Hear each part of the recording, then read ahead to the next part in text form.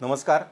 आज आतली बातमी यामध्ये आपण राजकीय जो काय आता धुरळा सुरू आहे, म्हणजे लोकसभेच्या 4थ्या टप्प्याचं मतदान आता संपलेलं आहे. काही ठिकाणी 6 वाजल्यानंतर सुद्धा जे मतदार हे रांगेमध्ये असतात त्यांचं मतदान होईपर्यंत त्या बूथवरील मतदान सुरू असतं. मात्र 6 वाजता जे संपलेलं जे 4थ्या टप्प्याचं लोकसभेसाठी जे मतदान आहे ते काय एवढं उत्साहवर्धक नाही. म्हणजे पहिल्या 3 टप्प्यामध्ये ज्या पद्धतीने 60% सरासरी 60% जेवढं मतदान झालं होतं तेवढंच मतदान याही वेळी आहे.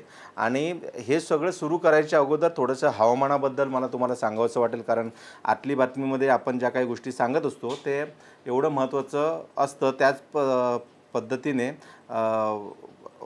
म्हणजे वेधशाळेने असा काय स्पेसिफिक असा अलर्ट दिलेला नव्हता. मात्र मुंबईमध्ये पावसाची शक्यता आहे अशा पद्धतीचं त्यांनी एक अलर्ट दिलेला होता. त्यानुसार आज दुपारी म्हणजे सोमवार दुपारी साधारण 3 वाजल्यानंतर मुंबईच्या विविध भागामध्ये मुंबई, ठाणे, पालघर असेल किंवा रायगड असेल म्हणजेच मुंबई मेट्रोपॉलिटन रिजनच्या या भागामध्ये अनेक ठिकाणी वादळी पाऊस पडला. त्या पद्धतीने अनेक ठिकाणी जे काय होर्डिंग होते, म्हणजे घाटकोपरचं एक मोठं होर्डिंग आपण सोशल मीडियावरती बघितलं असेल, जे होर्डिंग स्टेशनच्या बाहेर होतं ते होर्डिंग पडल्यामुळे साधारण त्या होर्डिंगच्या खाली साधारण 70 ते 80 गाड्या दबलेल्या आहेत. तसंच वडाळ्याला एक उंच असा मनोरा होता, तोही या सोसाट्याच्या वाऱ्यामुळे कोसळला.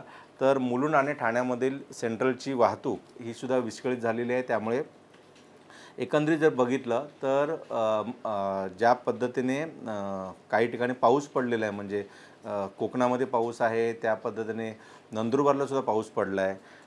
आपल्या जवळ जर बोलायचं झालं तर बदलापूरला तर गारांचा पाऊस पडला आहे. हे सर्व हवामानाच्या गप्पा सुरू असतेवेळी इलेक्शनमध्ये सुद्धा पैशांचा पाऊस पडतो आहे आणि त्याच पैशांच्या पावसावरती बोलण्यासाठी आज मी तुमच्यासोबत इथे आहे. आणि आपलं आजचं जे शीर्षक आहे ते आहे पैसे वाटप धुवाधार, उमेदवार पडले मात्र गार. आता साधारणपणे प्रत्येक निवडणुकीत म्हणजे आपल्या सर्वांना कल्पना आहे की माजी म्हणजे केंद्रीय निवडणूक आयोग ज्यांच्यामुळे देशातील लोकशाही जी काही मजबूत झाली किंवा देशातील निवडणूक यंत्रणा जी मजबूत झाली ते टी.एन. शेषन त्यांच्या काळातसुद्धा काही प्रमाणामध्ये पैसे वाटप होत होते. मात्र त्या तुरळक घटना असायच्या. मात्र गेल्या काही वर्षामध्ये मतदारांना विविध प्रलोभनं दाखवणं, म्हणजे एकतर पैसे वाटप झालं, त्यानंतर अनेक ठिकाणी काही ठिकाणी या इलेक्शनला ऐकिवात नाही पण काही ठिकाणी चांदीचं नाणं, सोन्याचं नाणंसुद्धा वाटलं जायचं. अनेक मतदारांना प्रलोभित करण्यासाठी आपल्या सर्वांना माहिती असेल की त्यांना म्हणजे उंची अशी दारू दिली जाते, त्यानंतर नॉनव्हेज जेवण दिलं जातं, अशा पद्धतीचे अनेक आमिष दाखवली जातात. मात्र या निवडणुकीमध्ये ही जी निवडणूक जी गाजते आहे ती साधारणपणे 2 मतदारसंघातली निवडणूक 4 टप्प्यामध्ये आता जी आहे आणि ज्याच्यावरती खास आपण आतली बातमी या सेगमेंटमध्ये जी आतली बातमी काय आहे जर तुम्हाला सांगणार आहे तर ते 2 मतदारसंघात एक म्हणजे बारामतीने आज जो 4थ्या टप्प्यातील सर्वात म्हणजे अटीतटीच्या लढतीचा जो मतदारसंघ आहे तो म्हणजे अहमदनगर. या दोन्ही ठिकाणी मतदारांना पैसे वाटप करण्यात आले. त्याचे व्हिडिओ हे एकाच व्यक्तीने ट्विट केलेले आहेत. ती व्यक्ती आहे राष्ट्रवादी काँग्रेसच्या शरदचंद्र पवार गटाचे आमदार सुप्रिया सुळे यांचे निकटवर्तीय असलेले रोहित पवार, जे स्वतः कर्जत जामखेडमधून आमदार आहेत. तर यांनी आपल्याला आठवत असेल की बारामतीला ज्यावेळी 7 मेला निवडणूक झाली त्यावेळीसुद्धा त्यांनी मतदारांना पैसे वाटप करतानाचे अनेक व्हिडिओ त्यांच्या सोशल मीडियाच्या हँडलवरून म्हणजे एक्सवरून त्यांनी ट्विट केले.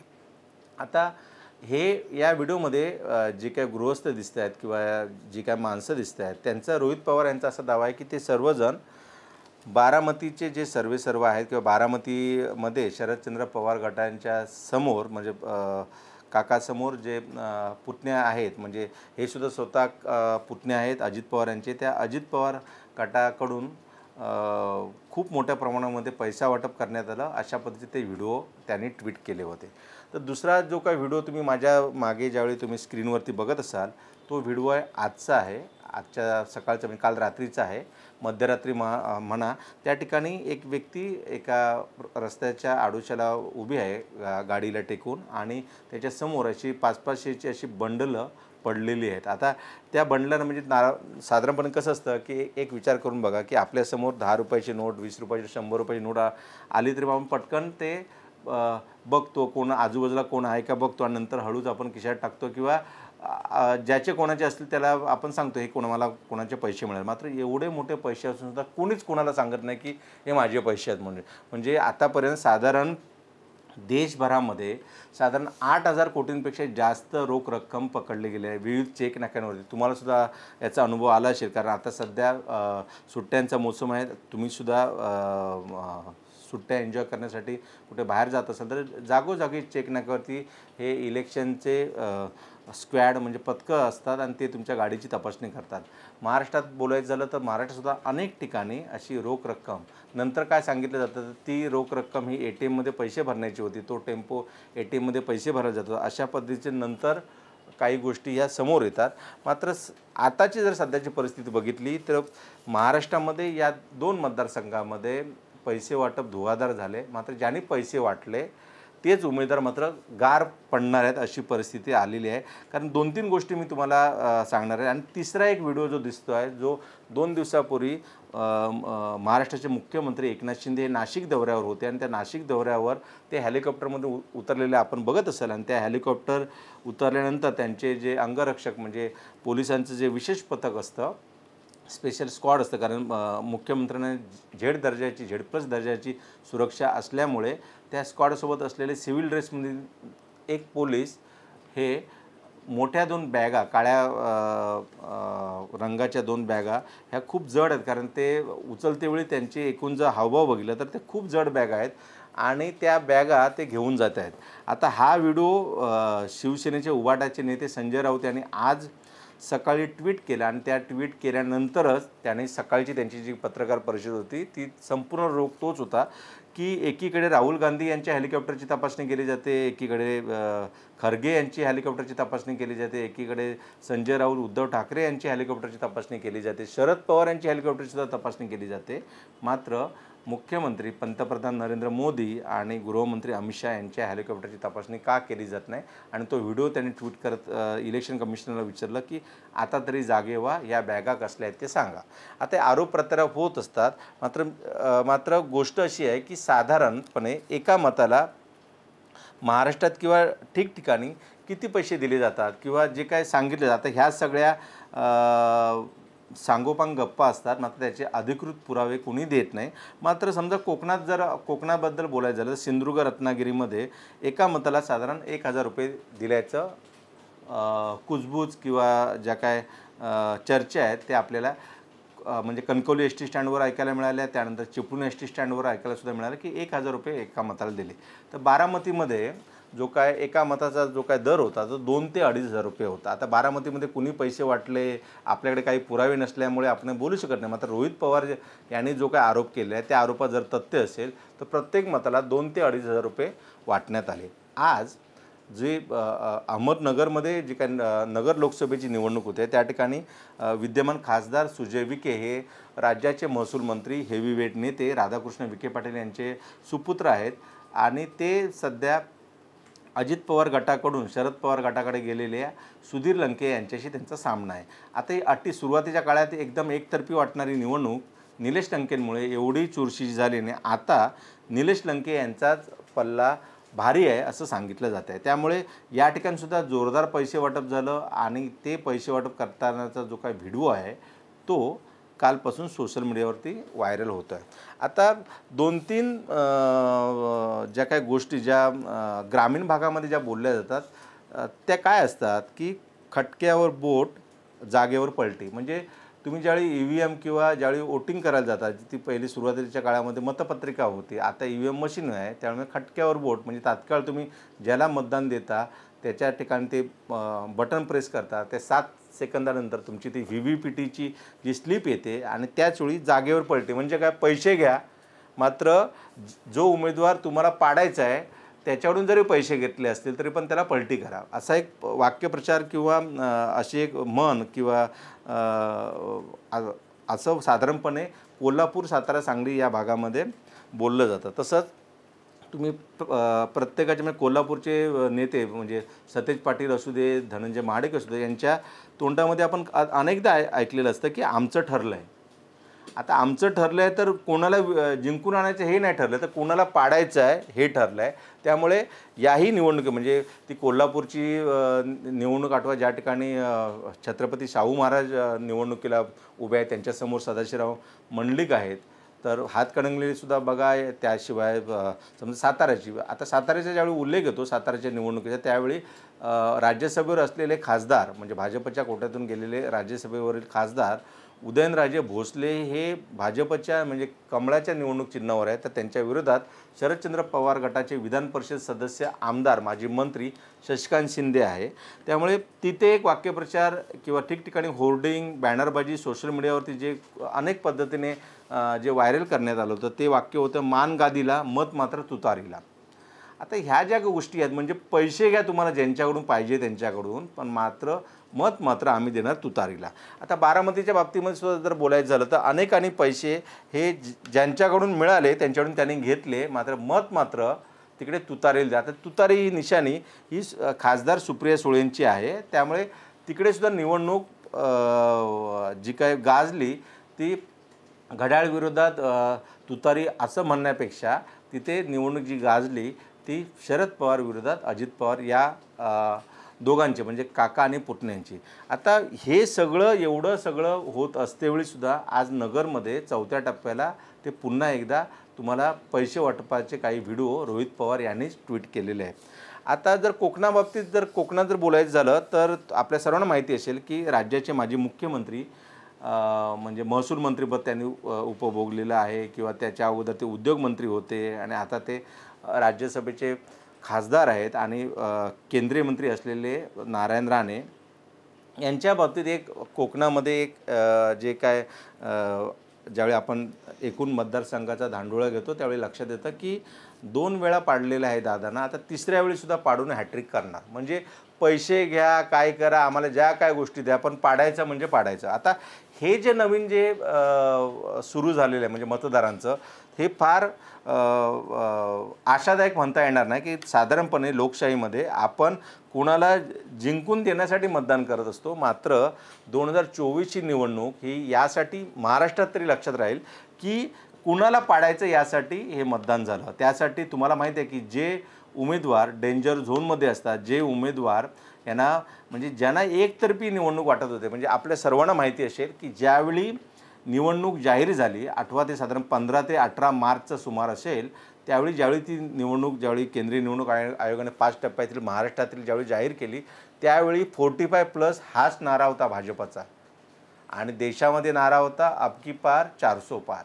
मात्र जसजसे टप्पे होत गेले म्हणजे पहिल्या टप्प्यामध्ये आपल्या सर्वांना माहिती आहे की 5 जागांवरती झालं, आज 11 जागांवरती निवडणूक झाली, यापूर्वीच्या टप्प्यामध्ये 13 जागांवरती झाली आणि तिसऱ्या टप्प्यामध्ये 11 जागांवर म्हणजे आतापर्यंत 35 जागांवरती निवडणूक महाराष्ट्रातील झालेली आहे. आणि त्यामध्ये 35मध्ये जर म्हटलं गेलं पाहिजे की बाबा 35मध्ये ज्या जागा किंवा ज्या पद्धतीने प्रचार सुरू आहे ते जर पाहिला तर 35पैकी किमान 25 ते 27 जागा या महायुतीला मिळाल्या पाहिजेत. मात्र सध्याची परिस्थिती ती तशी दिसत नाही. चित्र बरोबर उलटं झालेलं आहे आणि जसं म्हटलं जातं की टांगा पलटी घोडा फरार अशा पद्धतीचा प्रत्यय हा जागोजागी जे लोक म्हणजे आपले काही सहकारी असतील किंवा आपण ज्यांच्याशी बोलतो काही निवडक नेते असतील यांचा फील्ड रिपोर्ट हाच आहे. जे अधिकारी जे उपजिल्हाधिकारी असतील, जे समजा जिल्हाधिकारी दर्जाचे अधिकारी असतील, ज्यांच्याकडे हा इलेक्शनचा संपूर्ण डाटा येत असतो, माहोल काय आहे,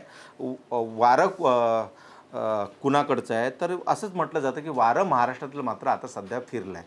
आता वारं जरी फिरलं आहे तर म्हणजे एक लक्षात घ्या ना की मी सुरुवातीला तुम्हाला ज्या हवामानाबद्दल सांगितलं तर आपल्याला माहीत असतं की बाबा पाऊस इकडून त्या केरळवरून निघतो, हळूहळू तो कोकणाच्या दिशेतून, मग नंतर गोवा कोकण असं करतो मुंबईच्या दिशेला येतो, म्हणजे तो सरकत येत असतो.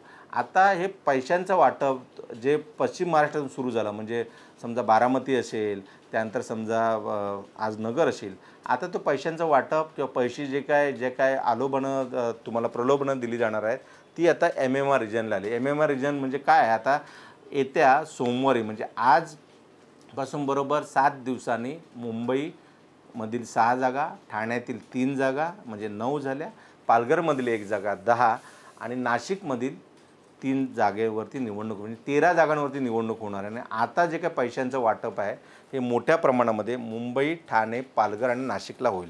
तर तिसऱ्या ज्या व्हिडिओबद्दल मी जे 2 व्हिडिओबद्दल तुम्हाला मी सांगितलं की एक बारामतीचा एक नगरचा. तिसरा जो व्हिडिओ आहे तो नाशिकचा, तो जास्त गंभीर असा मला वाटतो यासाठीच की संजय राऊत यांनी त्या तो जो व्हिडिओ आहे तो ट्विट केला आहे. 2 दिवसापूर्वीचा तो व्हिडिओ, जर नाशिक दौऱ्यावरती ज्यावेळी मुख्यमंत्री एकनाथ शिंदे गेले होते त्या दिवसाचा तो व्हिडिओ आहे. आणि त्या व्हिडिओमध्ये 2 मुख्यमंत्री एकनाथ शिंदे यांचे अंगरक्षक ह्या 2 मोठ्या बॅगा घेऊन ते चालत आहेत आणि त्या बॅगामध्ये काय आहे अशा प्रकारचा प्रतिसवाल संजय राऊत म्हणजे उद्धव ठाकरे गटाचे खासदार संजय राऊत यांनी केला आहे. आणि त्या संजय राऊत यांच्या टीकेला किंवा त्या आरोपांना केवळ संजय शिरसाट यांनी उत्तर दिलं. आणि ते किती हास्यास्पद आहे की नेत्यांच्या काही कपड्यांच्या बॅगासुद्धा असतात. आता हे सांगणं म्हणजे कपड्यांच्या बॅगा एवढ्या जड असतात की त्या अंगरक्षकाला म्हणजे किती जड असेल ते वजन, म्हणजे त्याला निश्चित त्यामध्ये काय आहे ते माहिती नसणार. कारण त्या बॅगा ऑलरेडी कोणीतरी त्या लोड केलेल्या असणार हेलिकॉप्टरमध्ये.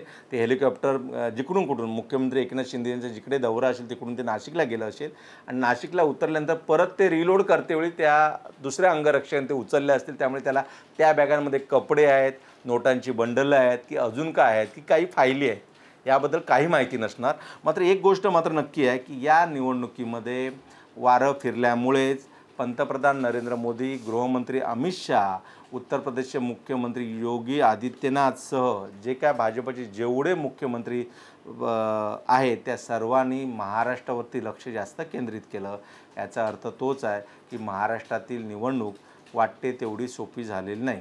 आता हे ज्यावेळी एकीकडे बोलत असतो तो एक डिस्कशनचा भाग मला या व्हिडिओत एवढ्यासाठी सांगायचं असतो की काही ठिकाणी असं म्हटलं जातं आहे की सोशल मीडियावरती अशा प्रकारचं वातावरण करणं, म्हणजे मी मागच्या व्हिडिओमध्ये सुद्धा सांगितलं होतं की जेवढे यूट्यूबर आहेत म्हणजे जे अनेक नावं आपण घेऊ शकतो की ज्यामध्ये समजा ध्रुव राठी असेल किंवा समजा पुण्यप्रसून वाजपेयी असेल, अभिसार शर्मा असेल, रवीश कुमार असेल किंवा ते वानखेडे नावाचे जे गृहस्थ आहेत जे विदर्भातून येतात त्यांची काही यूट्यूबचे काही चॅनल्स असतील आणि महाराष्ट्रातील अनेक यूट्यूबर जे कोण आहेत ते सर्वचे सर्व अँटी मोदी आहेत.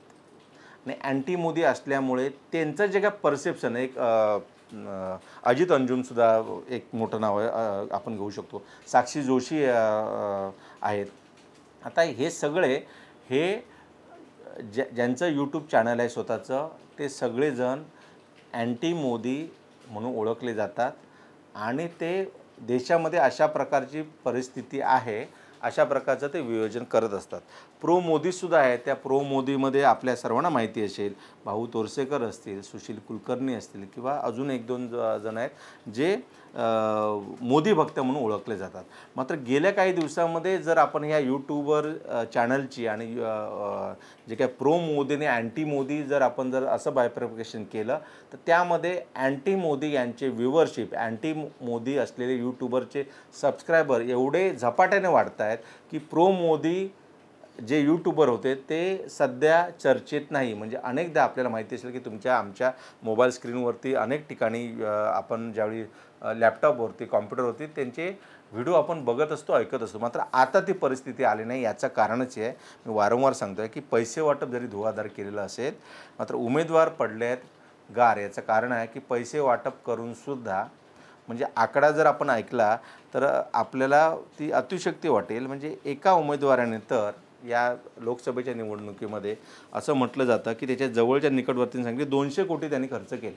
आता ते 200 कोटी खर्च करून जर मतदार त्यांच्याकडून काही पैसे किंवा अजून काही गोष्टी घेत असतील तर त्या उमेदवाराला ज्यावेळी कळतं की मी जरी माझं चिन्ह जरी घड्याळ असेल तरी पण समोर जो काय माझ्या उमेदवार होता ज्याच्यामध्ये समजा मशाल असेल, तुतारी असेल किंवा हाताचा पंजा असेल यालाच लोकांनी भरभरून मतदान केलं आहे तर तो उमेदवार नक्कीच गार पडणार.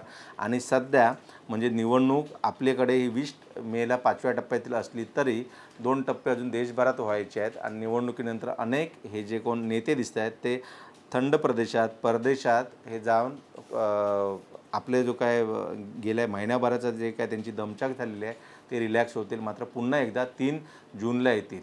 आता ज्यावेळी आपण म्हणतो आहे की ज्यावेळी एखाद्याला, मी मगाशी तुम्हाला सांगत होतो, तो सांगण्याचा प्रयत्न हा होता की एकीकडे परसेप्शन किंवा नॅरेटिव्ह अँटी BJP करत असल्यामुळे वातावरण भाजपला अनुकूल नाही अशा पद्धतीचा प्रचार सर्वत्र होत असल्याकारणाने भाजपचे जे मतदार आहेत त्यांनी जास्त संख्येने बाहेर यावं आणि जास्तीत जास्त मतदान करावं अशा पद्धतीची सुद्धा स्ट्रॅटेजी भाजपने आखली आहे का, अशी एक चर्चा हळूच, म्हणजे ज्या पद्धतीने बोलतात ना की एखादं फिलर सोडून देणं, अशा पद्धतीचा प्रचार काही सोशल मीडियावर सुरू आहे. पण एवढं काय, जेवढं आपल्याला कळतं त्यापेक्षा चाणक्य भाजपमध्ये निश्चितच जास्त आहेत. त्यामुळे स्वतःहून कोणतरी आमचा उमेदवाराचा पराभव होतो आहे, आम्ही गाळ्यात जातो आहे, अशा पद्धतीचा प्रचार तर कुणी करणार नाही.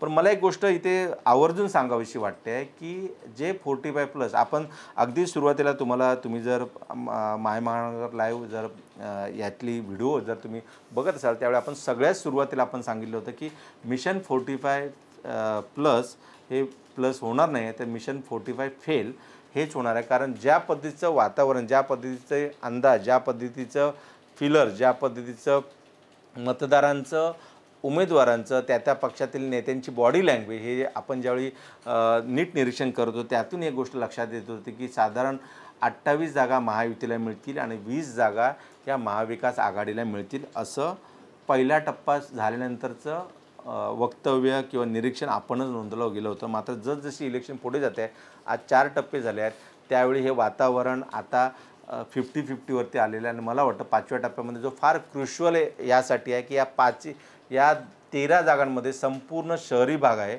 10 जागा तर शहरी भागामध्ये आहे, मुंबईतील 6 आहेत, ठाण्यातील 3 आहेत आणि पालघर, या 10 जागा ज्या शहरी भागात आल्या त्यामध्ये 5 जागा या एकनाथ शिंदे लढवत आहेत आणि 5 जागा हे भाजपचे उमेदवार कमळवरती लढवत आहेत.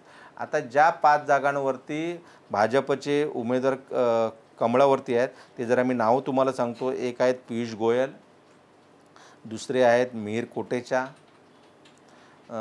तिसरे पालघरमधील उमेदवार आहेत डॉक्टर सावरा, भिवंडीतून उमेदवार आहेत कपिल पाटील आणि 5वे उमेदवार आहेत ॲडव्होकेट उज्ज्वल निकम. आता उज्ज्वल निकम, त्यानंतर मी जसं म्हटलं कपिल पाटील आणि सावरा, हे 3 उमेदवार हे मराठी आहेत. त्यापैकी एक उमेदवार हा आदिवासी आहेत आणि 2 उमेदवार हे गुजराती आहेत.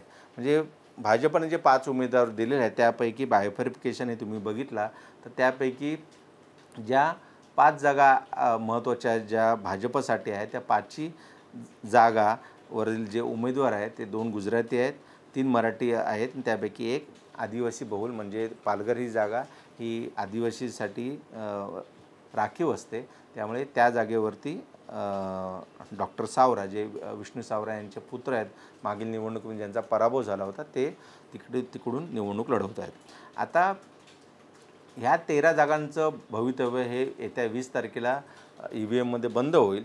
मात्र ज्या गोष्टीसाठी ही लोकसभेची निवडणूक लक्षात राहील ती निवडणूक यासाठी आहे की 2 पक्ष फोडून, म्हणजे लोकसभेपूर्वीच म्हणजे 30 जूनला आता 2 वर्ष होतील, मुख्यमंत्री जे आता एकनाथ शिंदे आहेत त्यांनी शिवसेना पक्षातील 40 आमदार आणि 13 खासदारांसह त्यांनी तो पक्षाच्या आमदारांना घेऊन ते सुरुवातीला आपल्याला माहिती असेल की सुरत, त्यानंतर गुवाहाटी असं करत त्यांनी राज्यामध्ये असलेलं उद्धव ठाकरे यांचं सरकार घालवलं आणि त्या ठिकाणी महायुतीचं सरकार पुन्हा आणलं, ज्याच्यामध्ये ते मुख्यमंत्री झाले, उपमुख्यमंत्री झाले देवेंद्र फडणवीस. आता हे झाल्यानंतर मागील 1 जुलै म्हणजे अजून 1 वर्ष झाले नाही, त्यावेळी राष्ट्रवादी काँग्रेस पक्षाचा तसाच एक गट हा राष्ट्रवादी काँग्रेस पक्षाचे मूळ संस्थापक असलेले शरद पवार यांच्यापासून फारकत घेतो आणि ते स्वतः पुन्हा एकदा त्या महायुतीच्या सरकारमध्ये जातात. तर एवढं 2-2 पक्ष फोडूनसुद्धा भाजपला गेल्यावेळी जागा होत्या 23, शिवसेनेला जागा होत्या 18 आणि अमरावतीची राणाची जागा पकडून 42 जागा होत्या. आता ह्या 42 जागा राखणं त्यांच्यापुढे अवघड दिसत आहे. त्यामुळे 42 पैकी जो काय अंदाज आहे त्यामध्ये किमान 14 ते 16 जागांचा फटका हा महाराष्ट्रातून भाजपला जर पडू शकतो तर हे अबकी बार 400 पार हे जे काय स्लोगन आहे ते अशक्य वाटतं आहे. एवढं मात्र नक्की आहे की या म्हणजे मे महिन्यामध्ये एप्रिल महिन्यात निवडणुका सुरू झाल्या, म्हणजे ऐन उन्हाळ्यामध्ये विदर्भात निवडणुका होऊनसुद्धा काही ठिकाणी पैशांचा पाऊस पडला. अनेकांनी त्या पैशाच्या पावसामध्ये त्याने न्हावून घेतलं. मात्र जे काय बटन दाबायचे ते त्याने बरोबर तुतारीसाठी दाबलं. काही जणांनी ते साठी मशाल हातात घेतली, तर काहींनी आपला विश्वासू असलेला हाताचा पंजा त्यांनी बटन दाबल्याचं सांगितलं जातं. आता सत्ताधारी असूनसुद्धा पैसे वाटप का करावं असं वाटतं. माझा शेवटचा जो काही सेगमेंटमध्ये जो विषय आहे तो सत्ता वाटप म्हणजे सत्तेत असूनही सुद्धा, म्हणजे बारामती जागा सत्तेमध्ये आहे, समजा नगरची जागा सत्तेमध्ये आहे, आता ज्या काय मुंबईतील ज्या काही जागा असतील, नाशिकची जागासुद्धा सत्तेमध्ये असूनसुद्धा मुख्यमंत्र्यांना त्यांच्या हेलिकॉप्टरमध्ये त्यामध्ये कपडे होते, त्यामध्ये फायली होत्या की त्यामध्ये पैशाची बंडलं होती, हे स्वतः ज्यांनी ठेवले त्यांनाच माहिती आहे. त्यामुळे त्या बाबतीत उगाचच आडाखे बांधण्यापेक्षा ही वेळ का आली सत्ताधाऱ्यांवरती याचाही विचार करण्याची गरज आहे. आणि मतदारांनी केवळ काहीशे किंवा काही हजार रुपयामध्ये आपली लोकशाही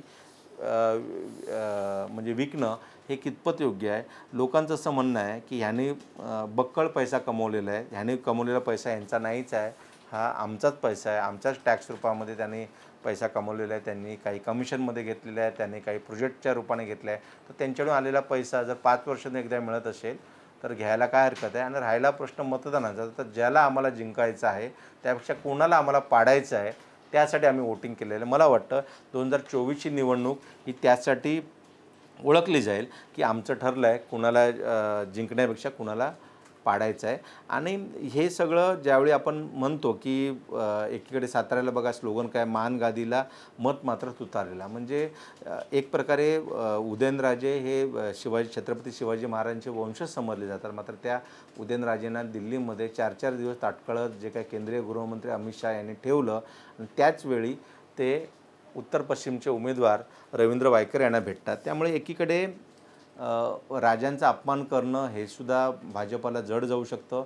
आणि सगळ्यात मोठा जो फॅक्टर या निवडणुकीतला आहे, ज्याच्यावरती सध्या आता कोणी बोलत नाही, तो फॅक्टर आहे मनोज जरांगे पाटील यांचा. याचं कारण आज मराठवाड्यात ज्या काय 11 जागांवरती जी काय निवडणूक झाली आहे, त्या 11 जागांपैकी महत्त्वाची जागा म्हणजे बीडची सुद्धा जागा, ज्या ठिकाणी पंकजा मुंडे उमेदवारीसाठी उभे आहेत, ती जागासुद्धा धोक्यात असल्याचं बोललं जातं आहे. त्यानंतर आपल्या सर्वांना माहिती असेल की नंदुरबार जिथून हिना गावित या निवडून येतात, म्हणजे त्यांचे वडील हे आदिवासी विकास मंत्री आहेत, तर त्यांची जागा धोक्यात असल्याचं बोललं जातं. अहमदनगर जागा मी यापूर्वी विवेचन केलं धोक्यात आहे.